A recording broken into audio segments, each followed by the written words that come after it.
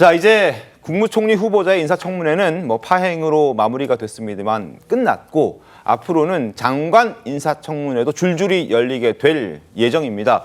어제 저희가 전해드렸던 조현 외교부 장관 후보자 부동산 투기 의혹 여전히 이어지고 있습니다. 10억 원의 차익에 대한 조현 후보자의 해명이 오히려 더 불을 붙인 모양새가 됐습니다. 횡재는 했다고 생각은 되지만 악의성 투기는 아니었다라는 입장입니다. 횡재는 했는데 나 횡재한 건 맞는데 그게 악의성 투기는 아니었다. 그럼 악의성 투기가 아니란 말은 투기는 맞다는 얘기인지 투기는 했는데 악의적인 마음이 없었다는 건지 표현이 약간 모호합니다. 어떻게 좀 보셨습니까, 김관일 평론가님? 그러니까 악의성 투기가 없다는 거는 그 지위를 이용해서 정보를 네. 얻거나 그 지위와 연관돼 가지고 이 투자의 정보를 얻어서 그 이익을 얻은 것은 아니다. 네. 이것을 해명하기 위한 것으로 보이는데요.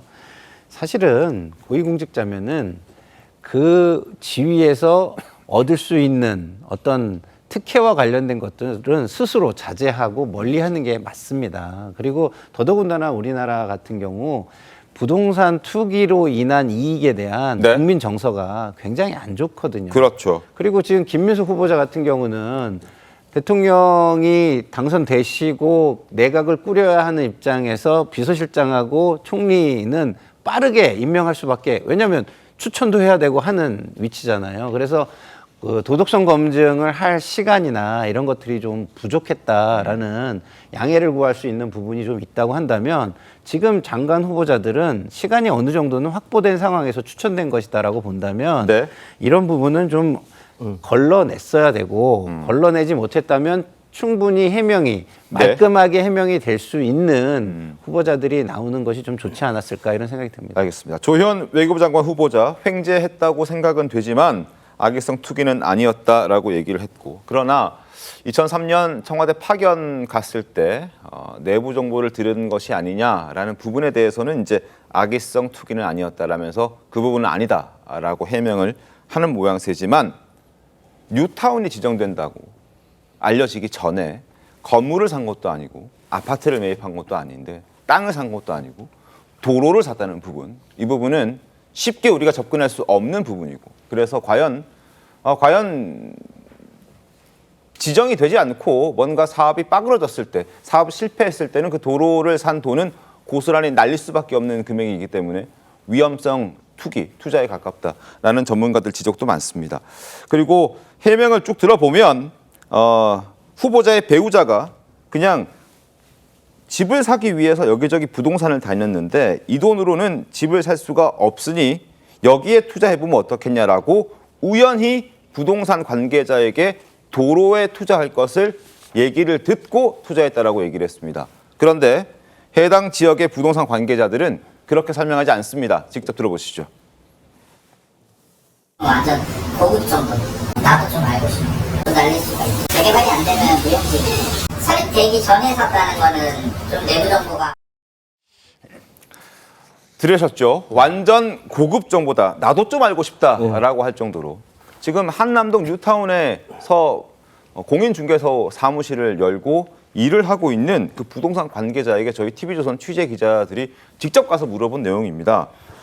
재개발 안 되면 무용지물인데 이건 내부 정보가 있지 않았을까요? 라고 현장에서 부동산을 하고 있는 그 관계자가 얘기를 하고 있습니다. 어떻게 보셨습니까? 그러니까 사실은 도로 부지를 매입을 해서 이걸로 수익을 올린다라는 것은 대단히 위험한 또는 대단한 큰 수익을 올릴 수 있는 부분입니다. 네.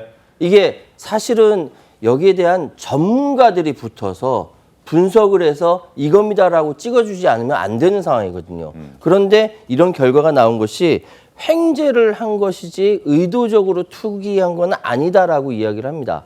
근데 사실 한국 사회에서 돈을 벌 수 있는 몇 가지 방법 중에 가장 큰 것이 부동산 아닙니까? 네. 지금은 그렇지 않습니까? 그래서 그거를 바꾸자고 이재명 대통령이 코스피 5천 시대 이야기했고 주식으로도 돈을 벌 수 있는 길을 만들겠다고 이야기한 건데 이미 이전에 누구한테 정보를 들었는지 몰라도 도로 매입이 훨씬 더 크다. 이 부분은 아무리 생각해도 이해는 되지 않습니다만 정말로 조현 후보자 또는 조현 후보자의 배우자가 이렇게 횡재할 수 있는 운이 있는데 나중에 이렇게 그 장관이 될 줄은 생각을 못했겠죠.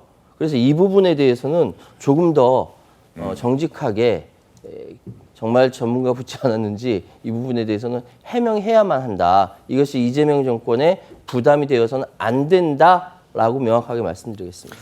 2003년 청와대로 파견을 가고 한 달 뒤에 도로를 구매하고요. 그리고 5달 만에 이제 한남동 뉴타운 3구역으로 지정이 되고 한 달 뒤에 팔고 10억 원의 시세 차익을 받습니다. 자, 정동면 불러서 신문 한번 읽어보겠습니다. 네, 역대 인사청문회 주요 이슈는 역시 부동산, 주식 등 재산 문제였습니다. 이전 정부의 사례를 중앙일보에서 짚었습니다. 높은 대통령 지지율 믿고 문재 인사 밀어붙이다 낭패라는 제목입니다. 땅을 사랑했을 뿐 투기 아니다. 87년 개헌 이후 가장 압도적 대선 승리를 거두고 출범한 이명박 정부도 시작부터 인사구설로 위기를 맞았다. 2008년 조각 당시 이춘호 여성부, 남종 통일부, 박은경 환경부 장관 후보자와 박미석 청와대 사회정책 수석 등이 물의를 빚고 사퇴했는데 4명 모두 낙마 사유가 부동산 투기 의혹이라는 공통점이 있었다. 이들은 땅을 사랑했을 뿐 투기는 아니었어요. 박은경, 유방암이 아니라서 남편이 오피스텔을 선물했습니다. 이춘호 등 화제의 발언을 통해 이명박 정부의 강부자, 강남 땅 부자라는 달갑지 않은 별명을 선사했다. 그해 4월 18대 총선에서 한나라당이 당초 200석을 바라본다고 했다가 153석에 그친 것은 친박위원대의 돌풍과 함께 정부의 인사 실패가 상당한 영향을 미쳤다. 땅을 사랑한 것이지 투기는 아니었다라는 말과 그리고 횡재는 했지만 투기는 아니었다라는 말이 비슷하게 들립니다. 어떻습니까, 정원혜 대변인님? 어느 유명 아이돌이 했었던 말이 아직도 회자되고 있잖아요. 네. 술은 마셨지만 음주운전은 아니었다. 이런 얘기 많이 들어보셨을 겁니다. 저는 근데 이게 정말 궁금합니다. 그때 당시에 3억 원밖에 없었고 집이 네. 없었다는 거잖아요. 그러면은 대체로 이런 투자를 권고받더라도 내가 당장 집을 사는 게 급한데 이 도로에 투자했다가 이 돈이 어떻게 될지도 모르니까 네. 대부분 안 하게 됩니다. 그러니까 위험이 크죠. 네. 그렇죠. 이런 정도의 하이리스크 하이리턴은 돈이 좀 많은 분들이 이 돈을 날려도 좋은데 그만큼 높은 수익을 얻을 수 있다는 기대감이 있으니까 내가 하는 거지 3억 원의 무주택자인 사람이 할 수 있는 투자는 절대 아니었다고 봅니다. 네. 그러면 이 과정에서 본인이 청와대에 근무를 했었다는 거 아니에요? 당시에 또 서울시를 비롯해서 정부 차원에서 뉴타운 투자 그러니까 개발 계획들이 많이 나오고 있었던 시점이니까 네. 일반 국민이 봤을 때는 충분히 의혹의 눈초리로 볼 수 있는 거죠. 이 부분과 관련한 해명 아까 뭐 공히 얘기하셨잖아요. 네. 해명 적극적으로 하셔야 될 거라고 생각합니다. 청와대 들어가기 한 달 뒤에 도로를 사고 그리고 5달 뒤에 실제 지정이 되고 한 달 뒤에 팔았는데 샀을 때보다 10억 넘게 벌었다. 석연치 않은 부분들이 상당히 많습니다. 조금 더 명확한 해명들, 구체적인 해명들이 나와야 할 것 같다라는 의견도 많습니다. 그리고 김민석 총리 후보자에 이어서 이렇게 조현 외교부 장관 후보자까지 이번 인선을 두고 패러디도 양산이 되고 있습니다. 이런 패러디입니다. 보시죠. 김민석 총리 후보자는 총리를 시킬 게 아니라 농림부 장관을 시켜야 된다라고 얘기하고 법무부 장관으로는 지금 주진우 의원이 적합하다라는 얘기도 나오고 있습니다. 결국 국토부, 지금 조현 외교부 장관은 외교부 장관이 아니라 땅에 투자를 이렇게 잘하니 도로에도 투자할 수 있는 이런 해안을 갖고 있으니 그리고 국토부 장관을 시켜야 된다. 그리고 또 농림부 장관으로는 김민석 총리 후보자 시켜야 된다. 그리고 송미령 지금 이제 유임됐던 농식품부 장관 저분이야말로 국민화합 총리 후보자로 적합하다라는 패러디, 약간의 조롱이 섞인 패러디죠. 저런 것들도 등장합니다. 양지인 변호사님 어떻게 보셨습니까?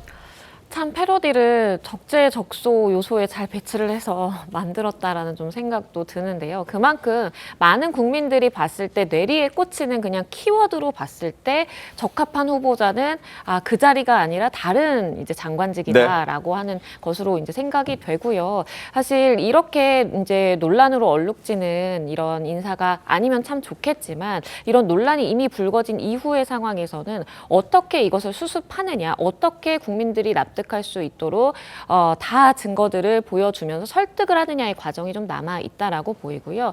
부디 정부가 꾸려지고 첫 인사이니만큼 많은 국민들이 납득할 수 있는 어떠한 자료라든지 아니면 설득의 과정이 있기를 기대해 봅니다. 알겠습니다.